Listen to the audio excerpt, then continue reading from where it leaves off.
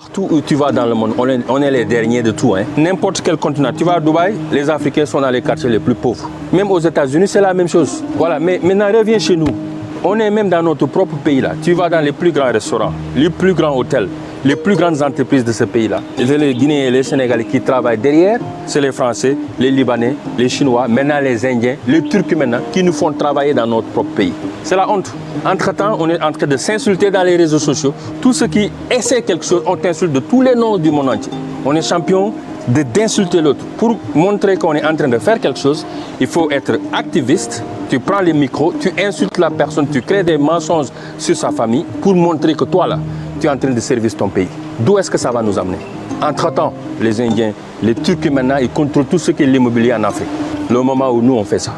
Télécom, le plus important d'un pays, les données. Même ça, on ne peut pas contrôler. C'est les Français, c'est Orange, c'est les autres MTN, etc. Même nos présidents, quand ils parlent, là, ils les écoutent. On ne peut même pas, on n'est même pas capable de faire des fibres optiques. Et puis on dit les Français dégagent, les Européens dégagent, les Turcs dégagent. On n'est même pas capable. C'est-à-dire qu'aujourd'hui, demain là, si la France décide, ou les États-Unis, de couper fibre optique, on n'a pas Internet, on n'a rien. Même énergie là, c'est les Turcs là qui ont fait bateau ici pour nous donner énergie. C'est-à-dire que s'ils décident d'amener leur bateau là, demain il n'y a pas d'électricité en Guinée, il n'y en a pas dans beaucoup de nos pays. Mais comment est-ce qu'on va changer ça, mon frère? Moi, c'est ce qui m'anime. Ce qui me fait courir, c'est que comment est-ce que moi je vais contribuer à mon niveau? Au moins, si je ne peux pas être le leader qui décide, je peux soutenir des leaders qui peuvent prendre des bonnes décisions pour nos enfants demain. Et si un jour j'arrive pas à leur convaincre et je vois qu'ils ne sont pas en train de faire ce que nous tous on croit que ça va faire réussir les gens, je ne fais plus partie de cette affaire-là. C'est pourquoi je suis en Guinée. Je peux rester au Sénégal ou à Washington, mais je sais que la Guinée, si on aide la Guinée, si on va venir nous tous. Voilà qui est dit. Clair, limpide et facile à comprendre. Aucune contre-vérité, sauf si on veut se blaguer ou se mentir.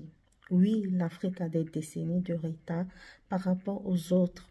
Le seul domaine où maîtrise l'Africain, c'est la distraction, c'est les injures, les guéguerres, les discordes, les palabres sur les réseaux sociaux, pendant que les autres se disputent le rang de perfectionnement dans le domaine de la science et technologie de pointe. En Afrique, on n'est pas encore capable à ce stade 2025 de protéger ni garantir la protection des données biométriques dans tous les pays africains, ou presque, puisque le fonctionnement ou le confectionnement des cartes d'identité et passeports sont confiés aux entreprises d'autres continents. Sans parler des devises sur lesquelles repose l'économie et la vraie indépendance. Ouvrez les yeux, ne vous laissez pas endormir. Surtout par ces temps d'élections un peu partout en Afrique, la démocratie est politique pour moi.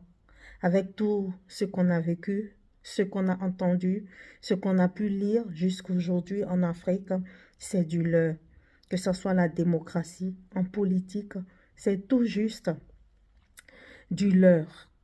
Car en général, les élus ou les gagnants des élections, ils sont connus d'avance.